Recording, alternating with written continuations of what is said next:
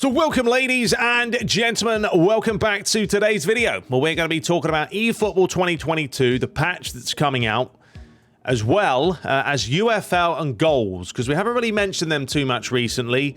We may have some gameplay news coming out for one of those games as well. And then goals is another game that there was a tweet that came out and it concerned me a little bit. So we're going to touch upon that as well. So that is going to be coming in this video. Before we dive into it, let me say a quick shout out to Gary Young, who's not feeling too good right now. He's had a really rough time over the last couple of weeks. So I wanted to give him a shout out and just make you feel better, son. I hope my videos bring you guys some kind of a joy and some sort of interesting aspect to keep you guys entertained. That's always my goal. Anyway, let's dive into this. So, eFootball 2022 patch given release date, and it will fix the bugs only for the time being. So, it's going to be version 0.9.1. I believe we have version 0.9.0 right now, and it will be coming out on November 5th, right? So that's Friday. I'm going to be streaming. I know Spoonie's going to be streaming in the morning, so you guys can go and watch Spoonie for a bit, have some laughs, and then join me around 5:30 Eastern time as we dive into eFootball again. I have not played it in ages, all right? So prepare yourself. I don't know how it's going to go, but it can't be any worse, surely.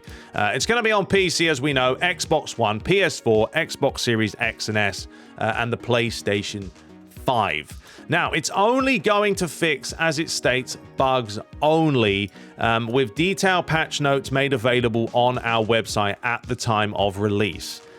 I don't know why they can't release it now, because it's 2 days away. You know what I mean? It must be ready. So please, one thing, Konami, I will say that EA do very, very well is give us some very transparent information about the patches. Like, as soon as you boot up FIFA, head online or whatever, there's a big, long list of updates, of things that have been fixed, but Konami never do that. They just put, like, gameplay tweaks, and that's it. Well, that doesn't help us. Tell us what you've been doing. Yes? That's all we ask for. So if it's going to be bug fixes, I would state this is really going to be fixing, like, the collisions and players disappearing, balls going all over the place. I've seen players flat down on the turf that look ridiculous. So don't expect any, like, enhancements gameplay-wise. Like, the slowness of the game, I think, needs to be increased, but don't expect that to be done until maybe version 1, which should come out November 11th, I believe. And that's when all the things come out. I'm looking forward to it, to see what this game's going to offer. But Konami have got to make sure this game is worthy of playing first. Now, when it comes to the mobile version, there's no mention of it right now. They do say they likely may push this back because they're going to focus on updating the console and PC versions. Well, I hope so. But I'm going to test out the mobile version, and I'll put some videos out about it. I want to really test out the crossplay and how easy is it to go from, like, online on PS5 to your phone. Like, you know, does it all work seamlessly? I don't know. We're going to find out, but I will cover that as well when it's released. So that's the big news for eFootball. Nothing crazy, but Friday, we've got a patch that's going to fix bugs. So there we go. Right, so now let's move forward onto UFL. Okay, now I haven't covered this game in a while, ever since it was actually announced. And there's not really been anything added on the website and stuff, but they did showcase, like, this very small snippet back in October 17th of Firmino's face. I don't think it's great, if I'm being honest. If you kind of look at him, you know, it doesn't look great. I think the Zinchenko one they had down here a while ago was much better looking. But these are going to be the ambassadors of the game. I'm not really that fussed about the faces, but generally, if you're going to show me a face of a player, like, blow me away or don't really do anything. Like, that's pretty much the premise of that. But yeah, this face is kind of meh, but it is a face. But Firmino will be an ambassador, Mr. Bobby. So there we have it. Now, one thing I did want to touch upon as well was this tweet that was also put out, which it was NightMD, as he does always, puts out his fantastic PES 21, like, you know, realistic manual gameplays. And Eugene, the CEO, came in and basically was saying that this is, you know, a digitalized, well, no, that's not what he said. Let me just read it, will be easier. This is tricky thing you're looking at. It's not gameplay. These videos are orchestrated and look like real football because they're digitalized. That word's killing me. Real football. These are made for betting services. So he thought this game was pretty much that betting game that everyone uses to get clickbait. right? That's pretty much it. Now, he did state afterwards, I don't know where the tweet is, but he did state he didn't properly watch this video. So I'm hoping that that was the case, because that would be quite worrying. So yeah, that was the first thing that I thought was quite funny. And then people were just saying, well, if the lead producer thinks it's not real gameplay, it looks like the actual gameplay will be subpar.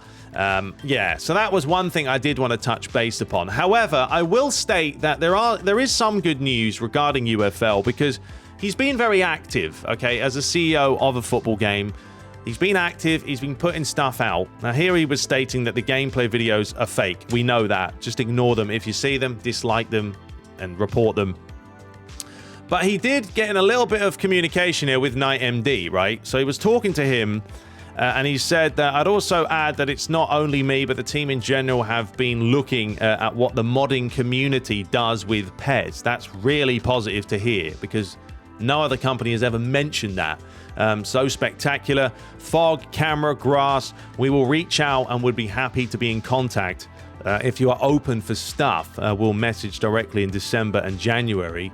And then KnightMD was saying it was Jeremiah, and then he will get connected. So I think that's a positive note, that the CEO himself has said that, you know, he's been looking at PES modded, which they should be. They should be, because the modded community is insane. One of the best out there for a football game, as we know, and what they do. So for him to get in touch with the likes of Jeremiah will be fantastic. Jeremiah, keep us up to date if he does get in contact with you, mate, because we really do just want a solid football game, and we will help if we need to. So that was positive. As I said, Eugene's been active, he's been talking, and also, folks, another bit of news. News on gameplay is going to possibly arrive in November this month. All right, so we may have some news about the gameplay for UFL. So there we have it. Now, let's move over to goals, because goals seems to be going in a different direction. And it was this tweet right here that kind of did it for me. And I did tweet this out. And they stated, we believe making a fast-paced arcade game. I mean, that's all you need to read, isn't it? A fast-paced arcade game. That will stay true to the sport of football is the best way to achieve the biggest skill gap in a football game. That, to me, does not sound good, because that's what we have with FIFA. FIFA's not a sim online. I'm pretty sure Goals is online-based. It's already a fast-paced arcade game online. That's what we have in FIFA. Now, there isn't really a huge skill gap, because I don't think FIFA 22 requires a whole lot of skill. A lot of the time is a little bit of luck. Now, obviously, if you're very good at the game, you're going to beat someone who's a noob, but sometimes you do get the rub of the green and you get a little bit fortunate. But yeah, what do you guys make of that? Fast-paced arcade game. I mean, I don't really see how that will stay true to the sport. Have you watched football? It doesn't have to be a fast-paced game all the time. You know, it's an orchestrated game of football, isn't it? You ping the ball around, you try and create chances. It doesn't have to be arcadey. And kind of just reading the comments like here, fast-paced arcade game, don't make me laugh. We have FIFA and hundreds of mobile games for that, 100%. KnightMD here, and now we have 101 arcadey football games. The reason there are so many arcadey games, including Goals, is because it's just easier to make. And that is it in a nutshell. Very, very true, Knight. It's easier to make, far less research, as he says, far less science, and you can kind of just whack it in there. We want someone to create the ultimate sim, but will it happen? Doesn't look like Goals is going to be the one, folks. So, yeah, that was really all I wanted to touch upon with them. They did state here that they will be introducing a series of live Q&As about the development of Goals, and that was put out 23 hours ago. And then there's a bunch of people kind of just asking some questions. So, yeah, they also said, you have a white paper and a website soon? Yes, very soon. There's not even a website out, folks. So this game is in like pre-development, right? But if they're going for an arcade approach, I'm not going to worry about it. I think we're more likely to try and go for something like UFL, where at least the CEO is trying to communicate with us PES fans, the community as a whole. And if they take some of those mods and start putting them into the game, you know, it's a win-win for us all. So there we go, folks. That's everything for today. Head over on Friday. I'm going to be streaming. Let me know your thoughts below on Goals and UFL and what you're more excited about. We'll be back shortly, but until next time, subscribe for more and take care.